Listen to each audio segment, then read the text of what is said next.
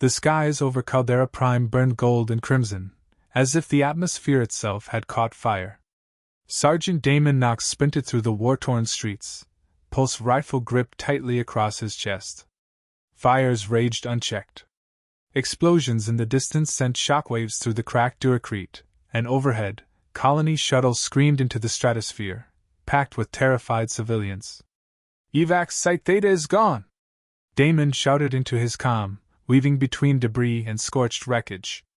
"Redirecting to Site Omega. Requesting air cover." "Negative, Sergeant," came the curt reply from command, Colonel Jenrix, always sharp. "All units are defending primary extraction zones. You have 15 minutes to reach Omega, or you're staying behind." Damon cursed under his breath. As always, the Drevians were pushing harder than expected. The alien advance had cut off the colony's main escape routes, turning the evacuation into chaos. He paused beside the ruins of a school, where a group of civilians crouched in the shadows of a collapsed walkway. Dust coated their faces, and wide eyes reflected the burning sky. "Stay close," Damon told them. "We're going underground. Maintenance tunnels run beneath the district." He led them through the shell of what once had been a hydroponics hub, the entrance to the tunnels hidden beneath twisted metal and fallen beams. Years of combat experience honed his instincts. This route wasn't without risk. The Drevians knew the terrain just as well. As the group entered the dim tunnel, another explosion rocked the surface. Damon turned back. "Wait here," he instructed the nearest colonist, a young woman holding a toddler. "I'll scout ahead. Make sure it's clear." He climbed back to the surface, the acrid smoke stinging his eyes. The ruins groaned under shifting heat, and then he heard it. A cry. High-pitched. Not a scream of terror, but distress. Damon turned, rifle ready. The sound came from a partially collapsed residential unit, what remained of a family home. His training screamed for him to ignore it and return to the mission. But he moved anyway. Inside, he found the source, a Dravi child. Barely older than a year, the creature trembled beneath a fallen table, its translucent lavender skin smudged with soot. Its eyes, eerily human, shimmered violet blue, wide with fear. Damon lowered his weapon. "Shit," he muttered. Damon scanned the room quickly, clearing corners with trained precision. The child's soft whimper echoed in the stillness. It didn't move, just watched him, its tiny body trembling, curled into a ball beneath the table's cracked frame. 2 Dravi adults, dead, lay in the adjoining room, slumped against a collapsed wall. Civilian clothes. Non-combatants. One appeared to have died shielding the other, their delicate insectal limbs wrapped around each other. Damon exhaled, shoulders tight. This wasn't supposed to be happening. He looked back at the child. It hadn't cried out again, but it hadn't run either. Damon knelt slowly, his rifle slung over his back. "You shouldn't be here, kid," he murmured. "You shouldn't even be alive." The Dravi were the enemy. They'd started this war, or so command insisted. But Damon wasn't looking at a soldier. This wasn't an invader. It was a child. Small, helpless, alone. "I've really lost it," he muttered, crawling forward. The child recoiled slightly, pressing further into the corner. Damon stopped, voice low. "I'm not going to hurt you, okay? We've got to get out of here. You want to live, you're coming with me." The sky outside boomed again, and the building shook. Bits of plaster dust drifted down. Time was running out. Hard hammering, Damon reached under the table. The child flinched, then froze as he lifted her gently. She weighed next to nothing. Her skin was warm, her heart beat fast. She didn't struggle, just whimpered once and tucked her small face against his shoulder. He turned and ran. Back in the tunnel, the civilians stared as he rejoined the group, cradling the Dravi infant. Murmurs erupted. What is that? A Dravi? You're bringing it with us? She's just a baby," Damon snapped. "She comes with us, or we all stay and die. Move!" No one argued after that. They reached the secondary extraction site with 5 minutes to spare. The last shuttle loomed, engines whining as it prepared for takeoff. 2 Marines on guard raised their weapons when they saw Damon. "Sergeant Knox? What the hell are you carrying?" "A survivor," Damon said, striding past them. "But that's a Dravy. Section 9 of the Allied Humanitarian Code, non-combatant minors are to be treated as civilians. She's coming aboard."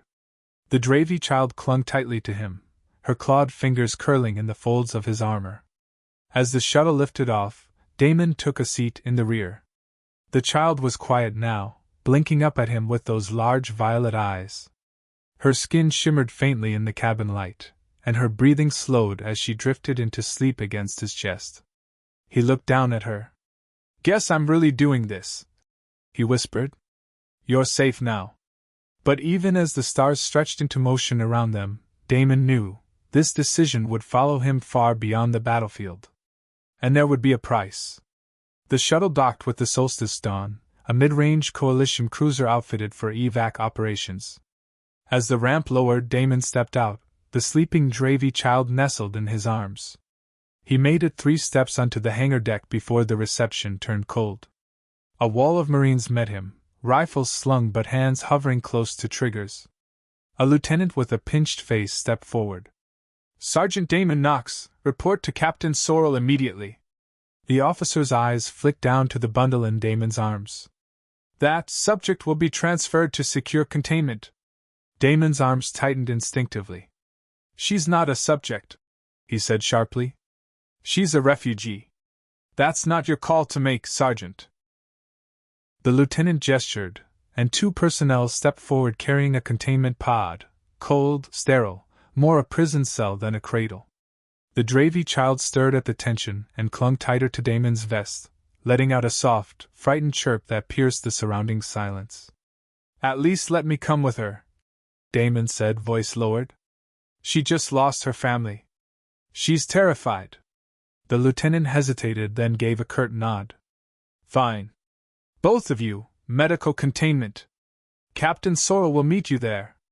Medical containment was worse than Damon imagined, a sterile white chamber used for high-risk pathogen screenings. A force field shimmered across the entry, separating them from the rest of the ship. The child, still unnamed, refused to leave Damon's lap.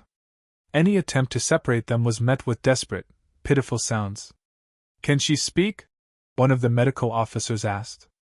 "She hasn't said a word," Damon replied, stroking the child's soft, downy head.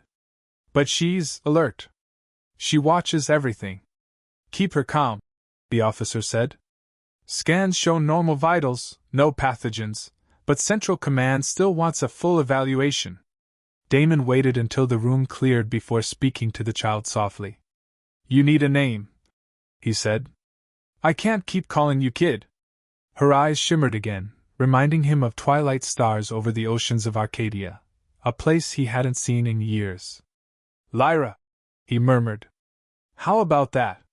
Like the constellation." The child tilted her head. He smiled. "Lyra it is." The force field buzzed, and a new figure stepped through. Captain Sorrell. Tall, composed, with streaks of silver in her dark hair, she regarded Damon with a mixture of exhaustion and steel. Her tone was razor-sharp. "You've created quite the mess, Sergeant." Damon stood. "I did what I thought was right, ma'am." "You brought a Dravy aboard a coalition vessel," she snapped. "That's not right. That's a violation of military code, of intel protocols, and of basic self-preservation. Do you have any idea the kind of threat you've just introduced?" "She's a child," Damon said quietly. "She lost everything. I couldn't leave her behind." Sorrell's eyes lingered on Lyra, who peeked up from behind Damon's shoulder. Her expression shifted for a fraction of a second, then hardened again. "Intelligence Division wants her. They'll take custody within the hour." "She's not some lab sample," Damon growled. "She's not a weapon. She's just a scared little girl."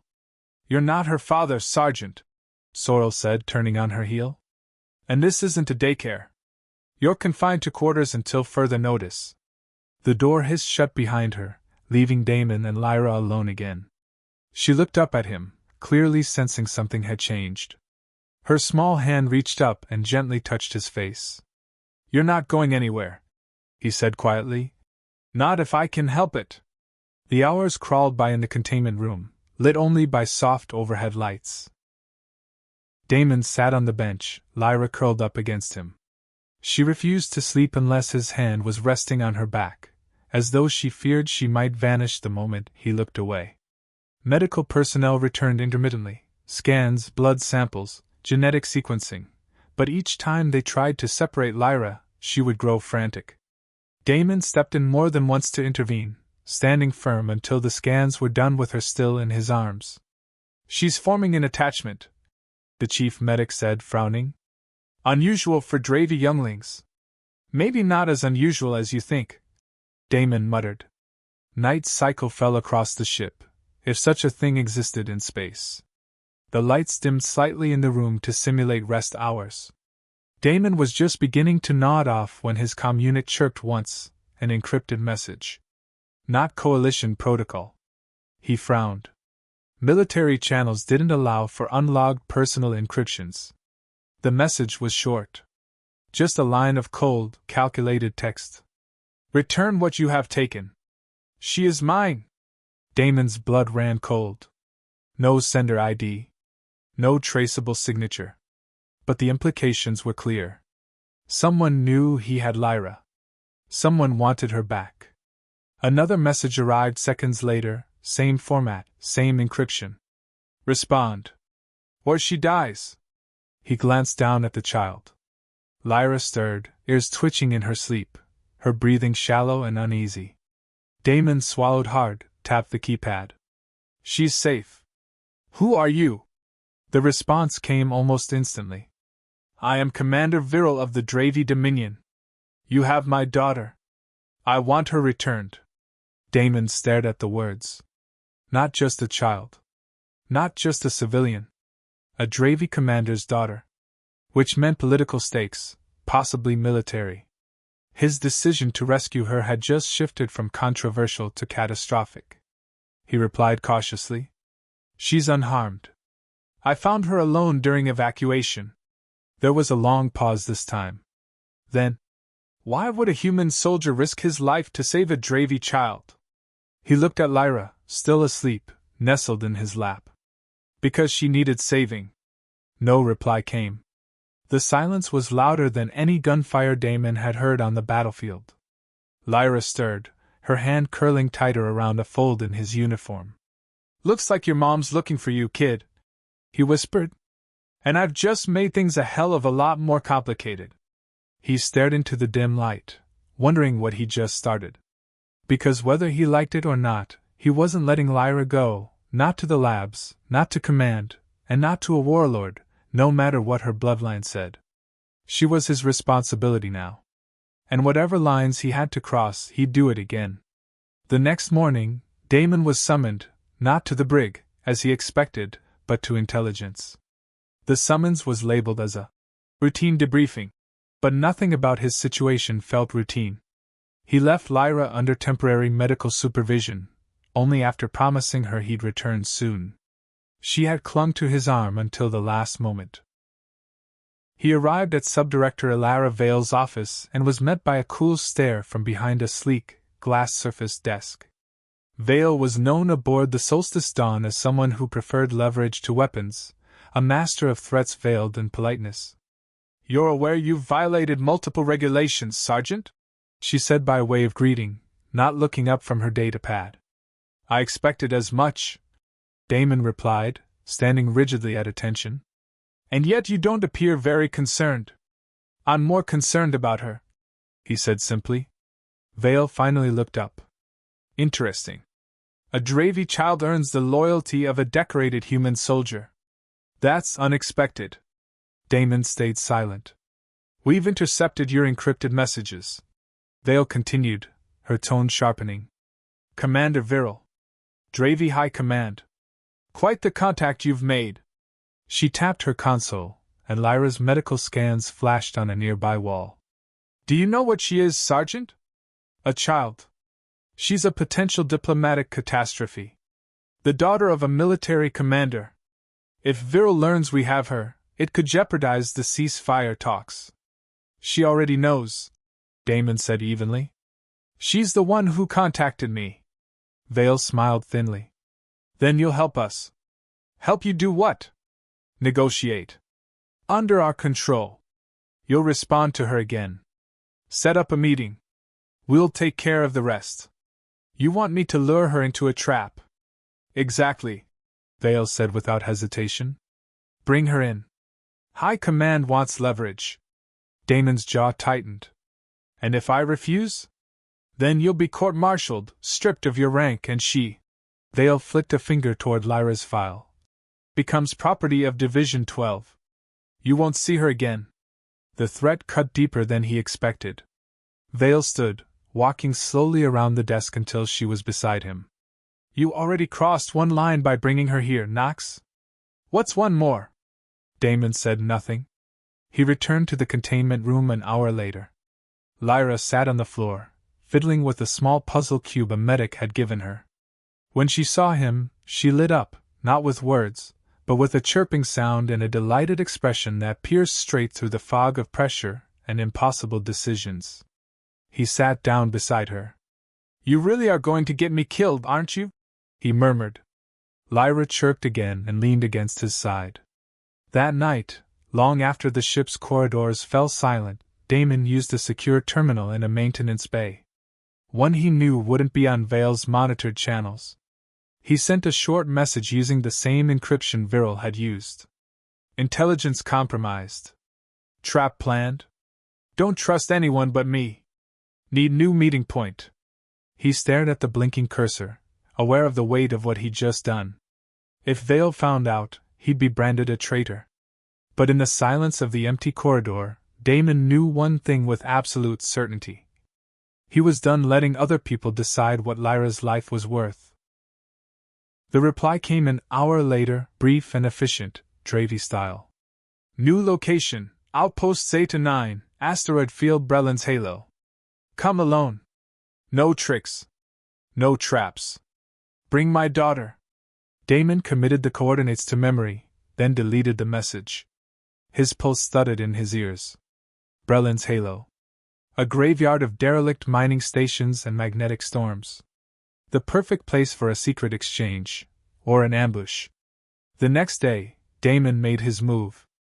Armed with the documentation Vale had prepared for the original negotiation, he submitted a request for a solo reconnaissance flight under the pretense of scouting alternate rendezvous points for extraction. The request passed without question. Vale believed he was following orders. With Lyra nestled in a secure crate packed to resemble med supplies, Damon slipped aboard a small recon shuttle. A silent escort carried the container to the bay without scanning it, standard procedure for classified shipments. He launched minutes later, clearing the Solstice Dawn's perimeter with a fabricated mission log and a beating heart. Hang in there, Lyra, he whispered mid-flight, glancing toward the rear of the craft. We're almost there. The journey took 6 hours through drifting pockets of debris and electromagnetic storms. Damon kept his course unpredictable, using old recon tricks to throw off potential tracking. The entire time, he reviewed every possible contingency. What if Viral had set him up? What if Lyra didn't want to go? What if this ended in blood? As the shuttle reached Breland's Halo, Damon spotted the outpost, a skeletal structure of metal and forgotten machines clinging to a rock barely larger than the shuttle itself.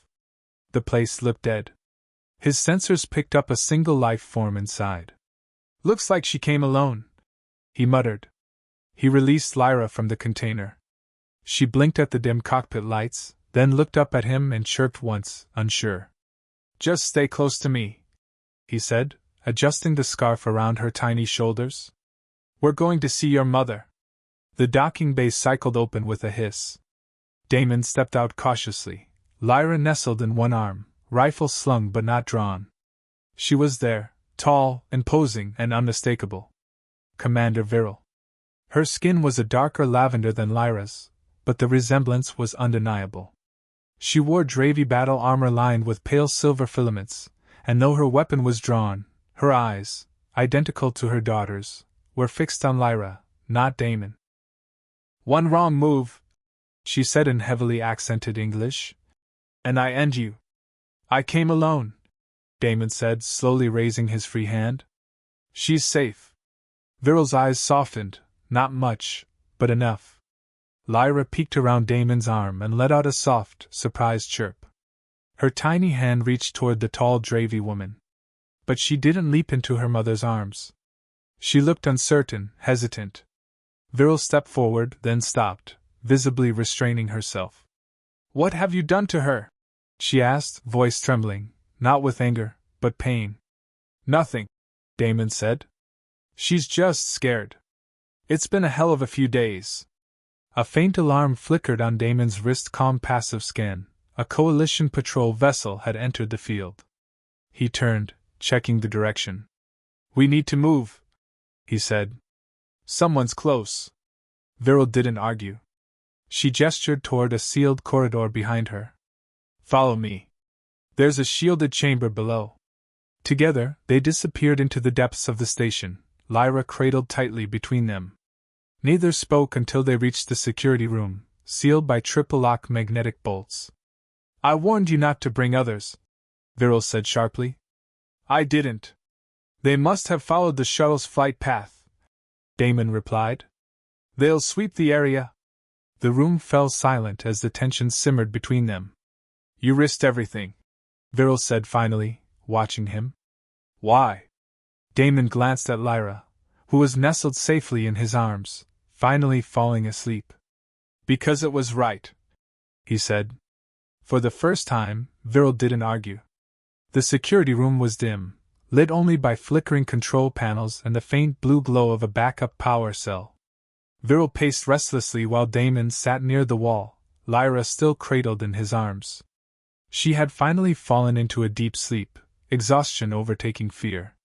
Damon watched the Dravy commander closely. Every movement she made was precise, predatory, like a blade balanced on edge. But he also noticed the way her eyes lingered on her daughter. The softness she tried to hide behind her armor. You didn't have to meet me, Damon said, keeping his voice low so as not to wake Lyra.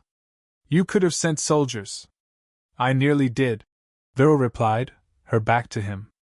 But when you warned me about the trap, I decided to see for myself if a human could be trusted. And? I haven't decided yet. Damon smiled faintly. Fair enough. Viral stopped pacing. You care for her. I can see it. I didn't plan to, Damon admitted. But once I picked her up, something shifted. She wasn't the enemy. Just a scared little girl. That's all I saw. Viral turned slowly, eyes unreadable. Among the Dravy, protecting the young is sacred. Even across species, it's instinct. But this war, it's killed our instincts. Made monsters of us. Damon met her gaze. Maybe it's time to remember who we were before the war. Before she could respond, the security console beeped. The Coalition patrol ship had entered visual range of the outpost. Damon stood, peering at the display. They're close, he muttered. We have maybe 10 minutes before they scan the interior. I disabled my vessel's beacon before I arrived, Viral said. Yours? Damon winced. Still transmitting. They'll find it. Viral moved quickly to the console. There's an auxiliary hangar on the far side of the station. It's shielded. We can move the shuttle there, if we're fast. Damon stood, gently passing Lyra into Viral's arms. The child stirred briefly, then settled against her mother's chest. Viral held her with a quiet reverence. Let's go, Damon said. They moved swiftly through the winding corridors of the station. Dust floated in the stale air. Most of the structure had been gutted decades ago, just a husk of forgotten machinery. As they reached the auxiliary hangar, Damon accessed his shuttle's remote command and rerouted it into the hidden dock. The small craft slid into place just as the Coalition ship passed overhead, its scanners sweeping the surface of the asteroid. They're not stopping, Damon said. We got lucky. Not lucky, Viral said. Efficient. They stood in silence as the Coalition ship faded into the void. I should take her, Viral said at last, nodding to the child in her arms. Return to Dravy space. She doesn't belong in your war. She's in it whether we like it or not, Damon said, stepping closer. There's a bigger game going on. Someone wanted her captured. Someone wanted this to blow up. Viral's eyes narrowed. You suspect a conspiracy. I know it, Damon said. I've seen the reports they tried to erase. Read the logs they tried to hide. This war is being fueled by both sides. There's profit in chaos. Then what do? We find proof, Damon said. And we bring it into the light. Viral looked at her daughter, then at the human who had saved her. Slowly, she nodded. Then we fight together. It was an alliance born of desperation, but it was real. And it might be the only thing standing between peace and a war that would never end. 2 days later, Damon and Viral were aboard a stolen freighter, modified for stealth runs through both Coalition and Dravy-controlled sectors. Lyra slept in a small hammock fashioned from old cargo netting, her slow breathing a soft, rhythmic comfort in the otherwise tense silence of the ship. Viral sat at the navigation console, her eyes locked on distant star charts. Damon leaned against the bulkhead nearby, watching her. I've never seen a Dravy warship commander go undercover in a freighter before, he said lightly. Viral didn't smile, but the corners of her mouth twitched. That makes 2 of us. Let's not make it a habit. He stepped closer, lowering his voice. You've been quiet since we left the outpost. I'm thinking, she said, her tone guarded. Thinking about who in my command hierarchy I can still trust. Thinking about how to move without getting us all killed. Damon nodded. I know someone who might help. If she's still alive. Who? Captain Serena Miles. Coalition Intelligence. She disappeared 6 months ago after reporting irregularities in weapons contracts between Dravy extremists and human arms dealers. I knew her. She's the one who taught me to spot hidden chains of command beneath polished lies. Viral folded her arms. And you think she's alive? If she is, she'll be watching. She wouldn't stay silent unless she had to. Where would she go? There's a trading post on the edge of neutral territory, called Grell's Reach. No faction controls it. If she's around, that's where the trail starts. Viral considered, then tapped in a new course. Grell's Reach was a sprawling station built inside the skeletal remains of a colossal mining rig. Traders, smugglers, and spies flowed through its rusted corridors in a chaotic but oddly balanced ecosystem. Weapons were forbidden, but enforcement was laughable. Damon and Viral arrived under the guise of arms brokers. Viral concealed her features beneath a hooded cloak, and Damon wore an old uniform from a now-defunct Outer Rim militia. Lyra remained aboard the ship with the freighter's AI systems monitoring her vitals. Inside, they split up to ask questions. Damon returned an hour later with a contact, a Dravy defector who remembered Serena Miles. She's here, he told Viral. Lives in the lower decks. Uses the name Marin. They found her inside a broken-down lab converted into living quarters. Serena, Marin, was gaunt, tired, but her eyes sharpened the moment she saw Damon. Damon Knox, she said, stepping back warily. Either I'm dreaming or I'm about to be arrested. Neither, Damon said. We need your help. Viral stepped forward, her cloak falling back to reveal her Dravy markings. Serena's eyes widened. You brought a commander into Grell's Reach? She's on our side, Damon said. For now. Serena took a slow breath. All right. You're either crazy or right. Maybe both. What's this about? Damon pulled out the encrypted chip from his armor. This, he said, might be our only shot at ending the war. Serena stared at it. Then you'd better come inside. We've got work to do. Inside Serena's makeshift quarters, the air was heavy with recycled oxygen and stale tension. The former intelligence officer had clearly been living off-grid for months. Her lab was cluttered with tech relics, cracked monitors, and repurposed surveillance gear. But it was functional. Viral stood near the entrance, still cloaked, her sharp eyes scanning every exit, every corner. Damon followed Serena deeper into the lab. You were the last person I expected to see, Knox, Serena said, sliding the encrypted chip into a secure reader. And I definitely didn't expect you to be traveling with a Dravy war commander. I didn't expect to be either, Damon replied. Things have changed. Serena glanced at him, raising an eyebrow. Clearly. The screen lit up, streams of code scrolling across as the decryption began. Serena's eyes narrowed. Where did you get this? Intercepted comms, backdoor records from a coalition Dravy shell company. It links weapons deals, sabotage ops, and coordinated attacks traced to individuals on both sides, people high up. Names? Too many, Damon said.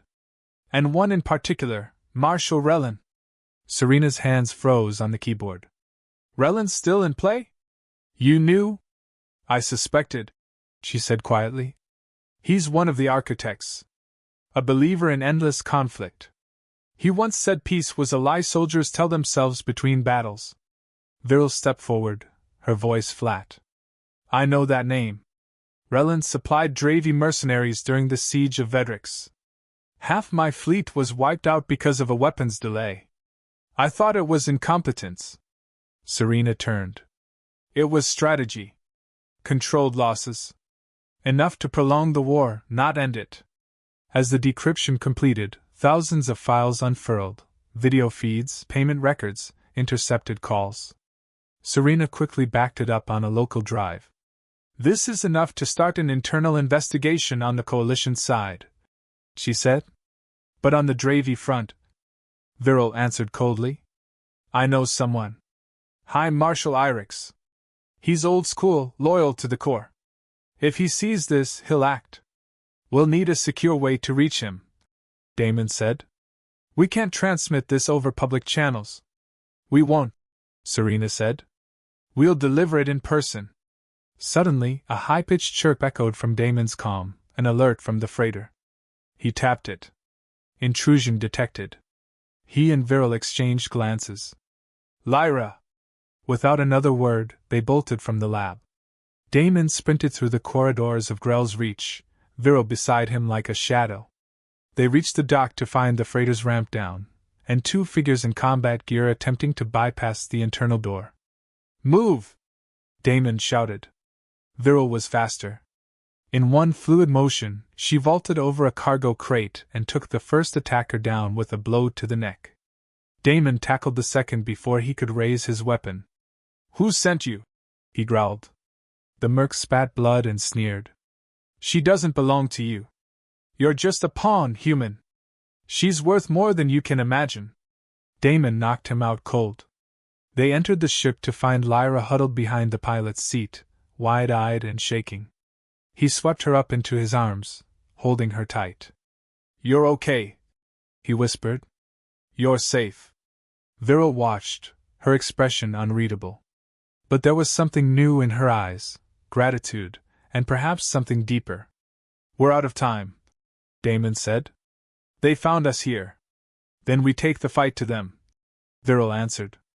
And we show them what happens when they underestimate the people they tried to control. Serena met them at the ship's ramp, a satchel of data drives in her hand. Let's end this. The freighter cut through the void, engines humming low as the stars streaked past the cockpit. Damon sat in the co-pilot's chair, Lyra nestled against his side, half asleep beneath a thermal blanket. Viral and Serena reviewed the files in silence behind them, speaking in hushed tones over a flickering display of interlinked data maps and redacted documents. She's tougher than she looks, Damon said softly, brushing a strand of fine, shimmering hair from Lyra's forehead. She didn't even cry when they tried to take her. She's Dravy, Viral replied from behind him. We're taught not to cry, even when we're terrified. She's also still a child. She's both, Viral said quietly, glancing up from the screen. And neither. She's already something new. Serena nodded. If the war ends, it'll be because of her. You realize that, right? Her existence, your bond with her, it breaks every law of this conflict. Every assumption. It rewrites the rules. Damon looked down at Lyra, who stirred softly, eyes fluttering before she drifted back into sleep. "Then we better make sure she gets to see that new world," he said. Serena turned back to the display. "High Marshal Irix is scheduled to attend a summit on Velos Station in 4 days. If we can get there and reach him directly, he'll listen. He's not a pawn like the others." Viral leaned forward. "There's a problem.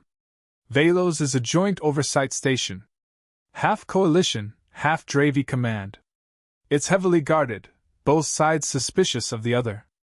There's no chance we'll be allowed to approach with credentials from just one faction." "Then we fake it," Serena said. "I can spoof Coalition Command orders. Damon can act as escort for a diplomatic package. We cloak Viral as a Dravi liaison. It won't hold up to a deep scan, but it'll get us through the outer ring." "And the inner levels?" Viral asked. "That's where you come in," Serena said.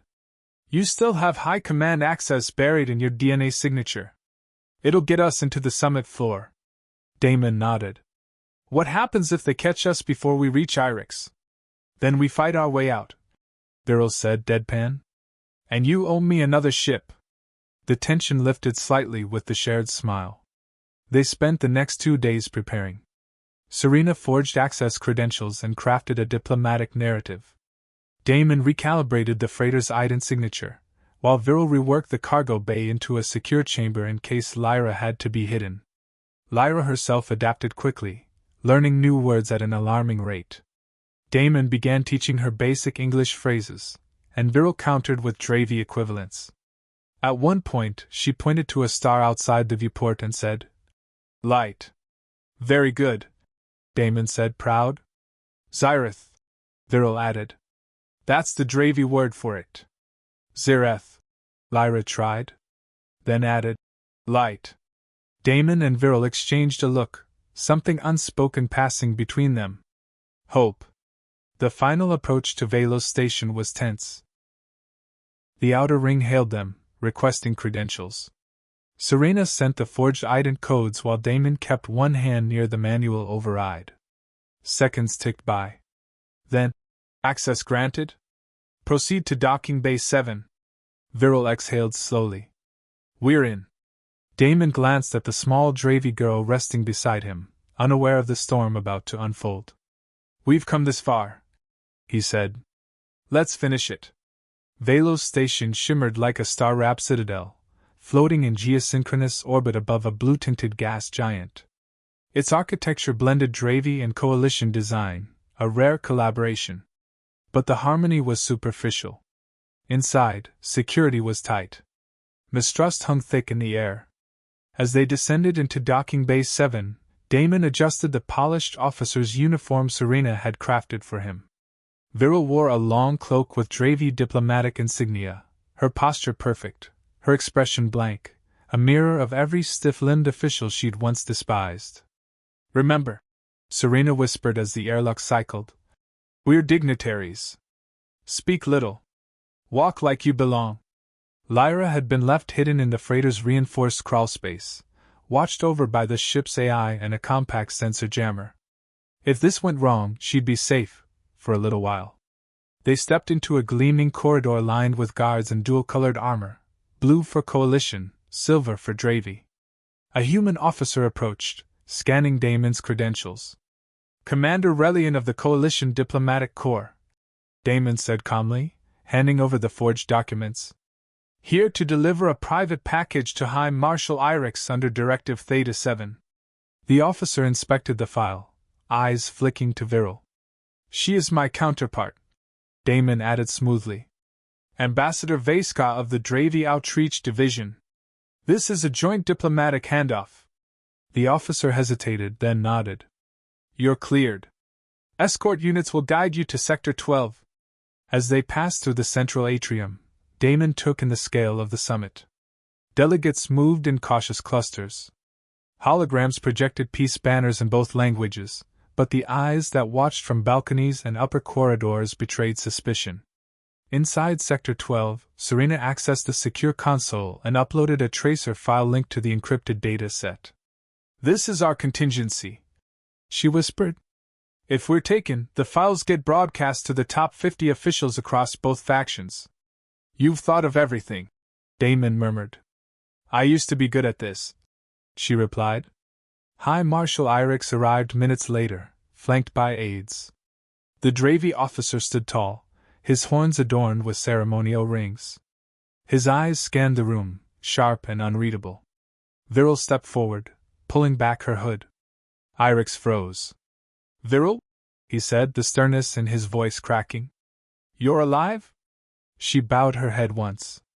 Barely. But I carry more than scars.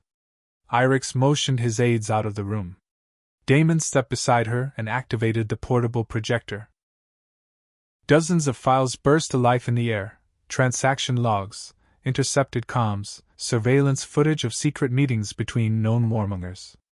Irix studied them silently, his expression darkening. This is treason, he said at last. It's worse, Viryl replied. It's the engine behind the war.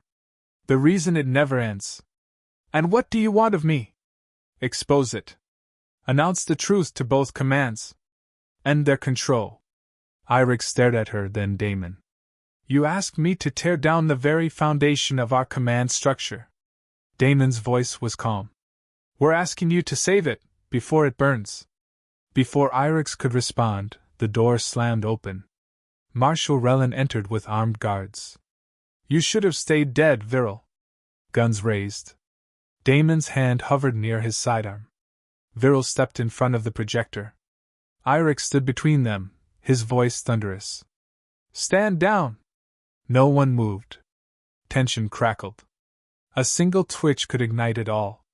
And then Lyra's voice, small and high, echoed from Damon's comm unit, accidentally triggered during the commotion. Mama? Dama? The sound cut through the room like a blade. Every Dravy present recognized the child's voice, unmistakably one of their own. Marshal Relin's eyes widened. You brought the child here? Viryl's hand went to her side, claws flexing. She is not your weapon, she said. She's a symbol, Damon added, of what comes next. And for the first time since the war began, no one fired. Silence fell across Sector 12 like a thunderclap. The echo of Lyra's small voice, Mama? Dama? Hung in the air, defying protocol, shattering pretense. In that fragile stillness, no one moved. Marshal Relin's face twisted. You fools have no idea what that child represents. Oh, I do, Viryl said, stepping forward, unflinching despite the weapons aimed at her. She represents the future. One you've been trying to smother under cycles of blood and fear. You were always naive. Relin spat. You think peace is built on empathy? No. Peace is built on dominance. On control. She was supposed to be the key to that. You ruined it. Damon moved to Viryl's side. You want to use a child as a tool of war, then you've already lost. Irix raised a hand, stopping his guards from interfering. He studied Relin carefully, then looked at the files still floating in the air, proof of collusion, betrayal, genocide by design. This ends today, Irix said, voice low but thunderous. Relin, you are under arrest. Lay down your weapons. You don't have the authority. I do, Irix replied. And I have the proof. But Relin wasn't surrendering. With a sharp gesture, his guards raised their rifles. Kill them all. Delete the data. Burn it clean. Time fractured. Damon dove sideways, grabbing Viryl and knocking over the projection device. Weapons fire blazed. Serena rolled beneath the table, pulling a shock emitter from her coat and tossing it across the room. It detonated with a blinding flash, disorienting Relin's forces. Viryl recovered first, using her body to shield the projector's core as Damon returned fire with practiced precision. 2 guards dropped before they could react. Irix, surprisingly agile, tackled one of the remaining gunmen and wrenched the weapon free, his movements belying his age. Protect the evidence! Viryl shouted. Serena was already on it, scooping the projection core and shoving it into Damon's bag. We have to get to the main comms tower, she said. If we can link this directly to the Summit broadcast feed, every command node in both empires will see it live. They'll kill us before we reach it, Damon said, eyes narrowing. Not if we have help, Viral said, pressing a button on her forearm plate. Far away, hidden in the crawl space of the freighter, Lyra stirred. The signal activated the ship's emergency defense protocol. Doors slid open. Routines awakened. In moments, the freighter's AI initiated its security uplink, pinging a single Dravi warship in deep orbit. The Caliph's Wrath. Viral's old command, now under the temporary control of her second-in-command, Captain Tyrus, received the signal. Commander's beacon active, Tyrus said, leaping from his chair. All units, prepare for emergency extraction. Back at Velos, chaos reigned. Damon, Viral, and Serena fought their way through administrative corridors, with Irix's loyalists covering their retreat. Alarms screamed across the station. Every faction, every corridor, bristled with confused soldiers receiving mixed orders. In the midst of it all, Serena plugged the core into a secured relay station. Broadcasting now, she said through gritted teeth. The station's main feed flickered. Across Dravi and Coalition command ships, across border outposts and disputed zones, the truth flooded the screens: transaction records, betrayal logs, captured communications, irrefutable evidence of years of manipulation by those who profited from endless war. And then Lyra's voice played again, just a few seconds of innocence recorded from earlier. Mama? Dama? It wasn't a declaration of war or a call for vengeance. It was a child's voice asking for her family. And it broke the galaxy's heart. All over the fleets, weapons lowered. Commanders froze. Pilots wept silently. In that voice, they heard everything they'd forgotten. Viral stood beside Damon as Serena monitored the broadcast. It's done, Serena said. The truth is out. Now what? Damon asked, breathing hard. Viral turned to him, her expression unreadable. Now, we see if truth is enough. The transmission echoed across the stars like a shockwave. In Dravi war councils and coalition command bunkers, silence greeted the torrent of revelations. Generals, admirals, and intelligence directors all saw the same irrefutable data and heard the same quiet voice of a child caught in a web of war. And something broke. The summit at Velos descended into paralysis. Orders were frozen. Detainments halted. Even Relan's most loyal supporters couldn't deny what had been revealed. The weight of the evidence, the undeniable depth of betrayal, it left no room for excuses. Back in the communication center, Viral's breathing was heavy as she leaned against the wall, blood trickling down one arm where a blast had grazed her shoulder.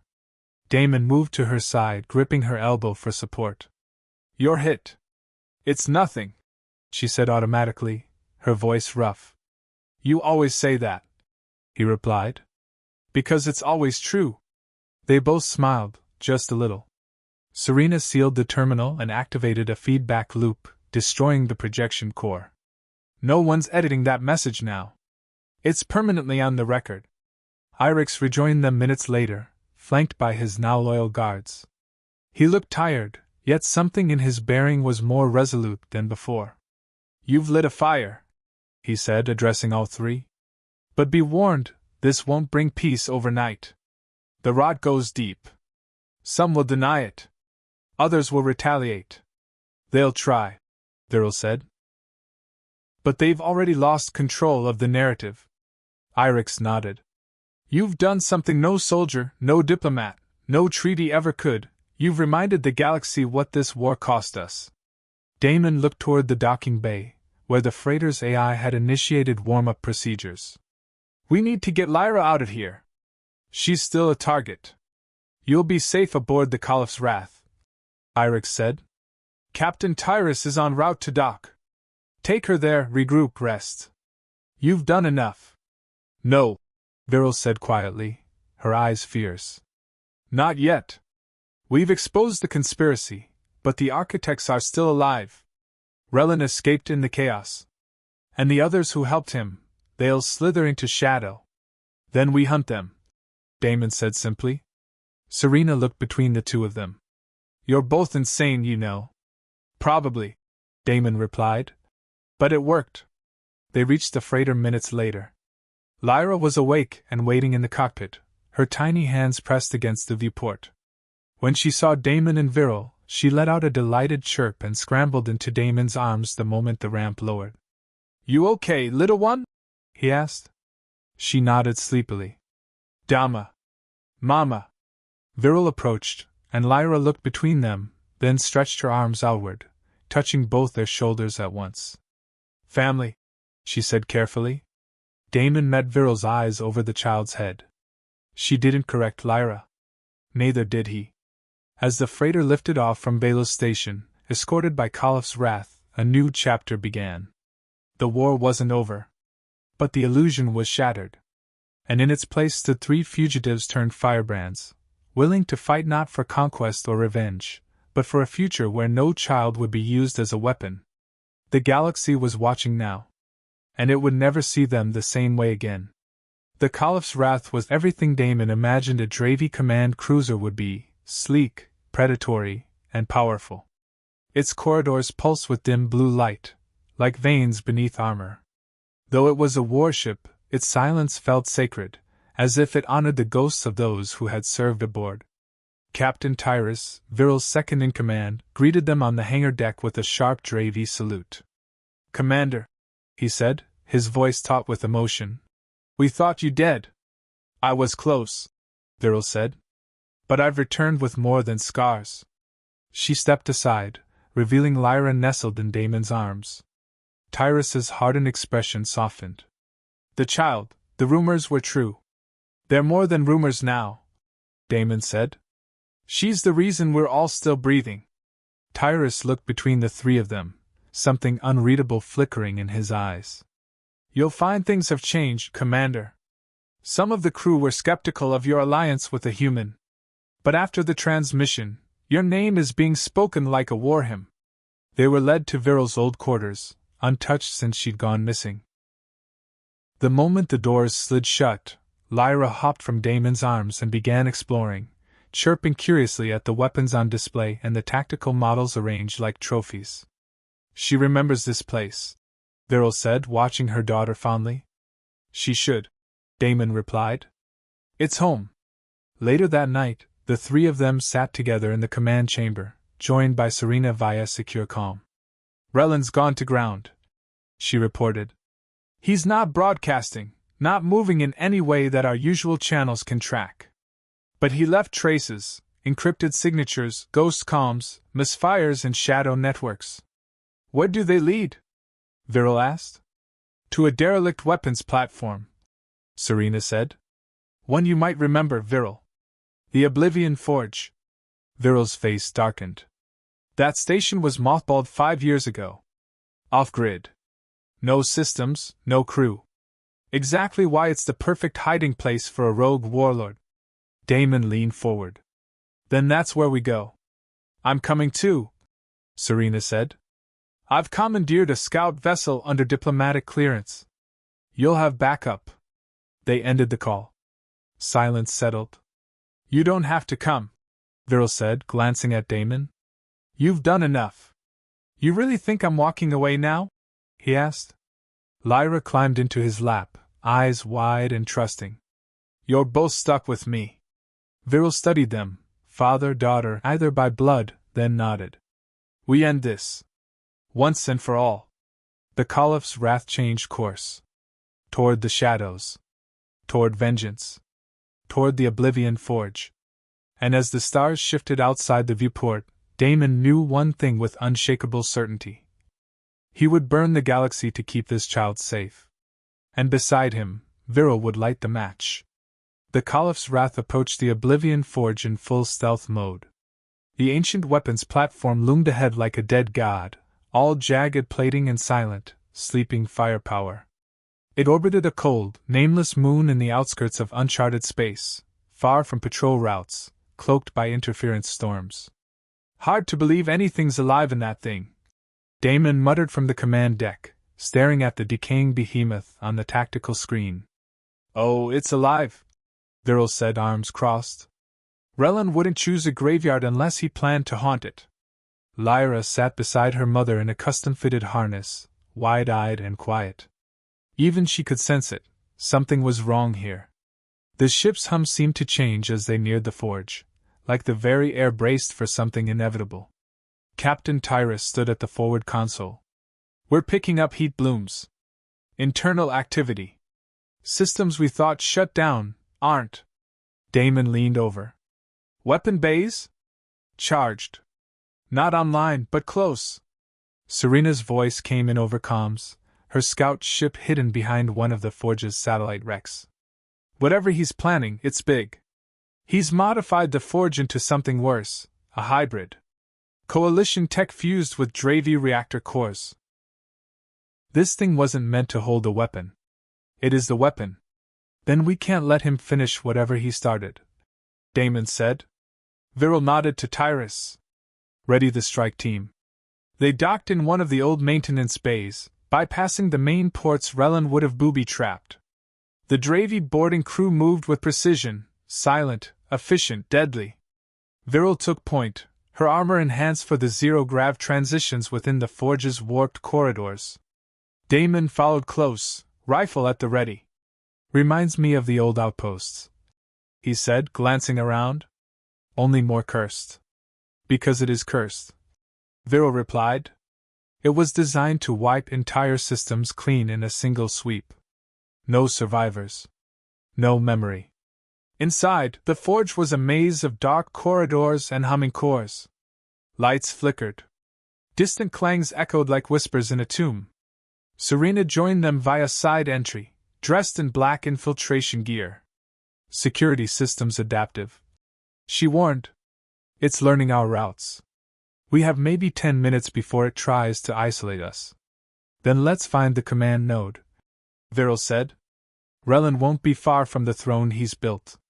They reached the central chamber, an old reactor control room turned into a command throne. Relin waited, flanked by heavily armed guards, each wearing a hybrid armor Damon didn't recognize. "Human Dravi mercenaries, Commander Viral," Relin said smoothly, rising from a grotesque chair wired into the floor. "And her human stray." Damon raised his rifle, but Relin only smirked. "Careful, Knox.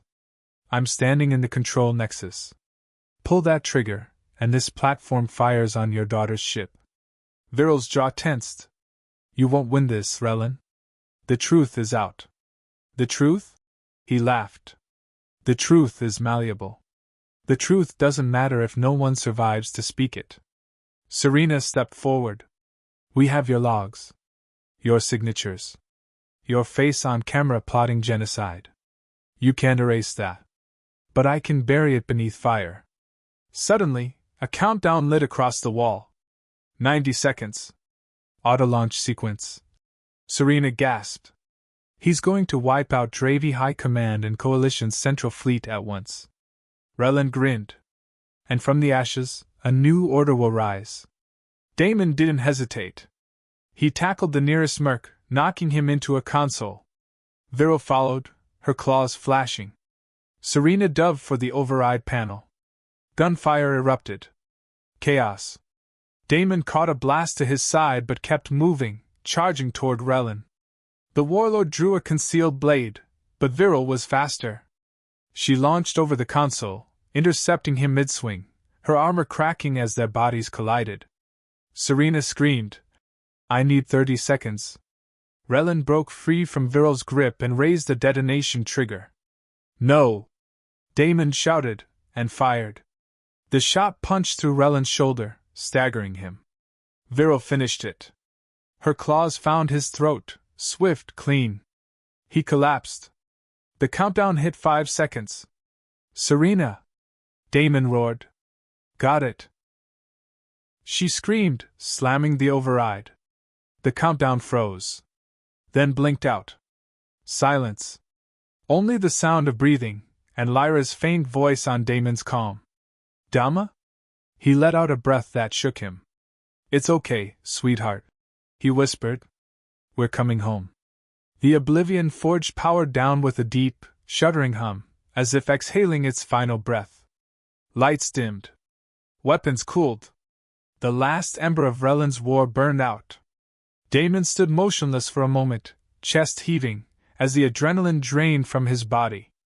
Rellen's lifeless form sprawled on the floor behind him, a dark pool spreading beneath him.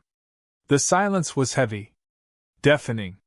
"It's done," Serena said softly, crouched beside the command console, her hands trembling slightly. Viral wiped blood, some his, some Rellen's, from her forearm. Her eyes weren't triumphant. "Just tired." She turned to Damon. "You're hit." "I'll live," he muttered, wincing as he checked the cauterized gash along his ribs. "Seen worse." They regrouped quickly. Serena retrieved the control cores from the Forge's command system, physical proof Rellen had triggered a multi-target planetary strike. The override logs showed Viral and Damon had stopped it. There would be no denying their part now. "This will clear our names," Serena said. "Officially." "No," Viral replied. "It will force the powers to admit there are no longer sides. Just those who wanted peace, and those who feared it." As they boarded the Caliph's Wrath, Damon barely had time to remove his armor before Lyra leapt into his arms from the hatchway. Her tiny hands clutched his neck tightly. "You came back," she whispered in Dravi, her English still forming but her meaning clear. "Always," Damon said, holding her close. Viral joined them, one arm around both. Her expression had softened, something rare and fragile. For the first time, there was peace in her eyes. "Captain Tyrus," she called as they returned to the bridge. "Take us to neutral orbit near Dravis Prime. Prepare for public transmission." "Yes, Commander." Tyrus didn't question her. Not after what they'd accomplished. Not after the galactic storm she was about to unleash. The next day, Viral stood before a live broadcast system on board the Caliph's Wrath. Damon stood beside her. Lyra rested on his hip, sleepy but curious, clutching his jacket. Behind them, the command crew of both Dravi and Coalition Heritage watched in silence. Serena monitored the outgoing feeds, making sure nothing could be intercepted or censored. "This is Commander Viral of the Dravi High Vanguard," she began, voice clear, unwavering. "You know my name as that of a warrior. Today, I speak not as one. Today, I speak as a mother, as a soldier who once believed in division, and as someone who now sees beyond it." She stepped slightly aside, motioning to Lyra and Damon. "This child, Lyra, is Dravi by blood and protected by a human soldier. She was targeted by those who feared what she represents. Not because she was dangerous, but because she is proof. Proof that peace is not just possible, it is alive." Damon took over next, his voice steady. "I'm Sergeant Damon Knox, Coalition Special Forces, retired or probably dishonorably discharged by now. I don't care. Because this war has cost us everything. Rellen, and those like him, wanted it to cost us hope too. We didn't let them." Serena activated the control core. Across the galaxy, the projection of Rellen's final moments, his confession, and the aborted mass strike streamed into command centers, public squares, even battlefield bunkers. And the galaxy changed. In the days that followed, the gears of war ground slowly to a halt. Not everywhere, not instantly, but ceasefires spread like wildfire. Both sides launched joint tribunals. Rellen's remaining allies scattered or surrendered. Damon, Viral, and Lyra became names known far and wide. Some called them heroes. Others called them dangerous. But for most, they were something else entirely. Hope. Weeks later, they stood beneath the twin suns of Dravis Prime, atop a quiet overlook far from the cities. The wind was cool.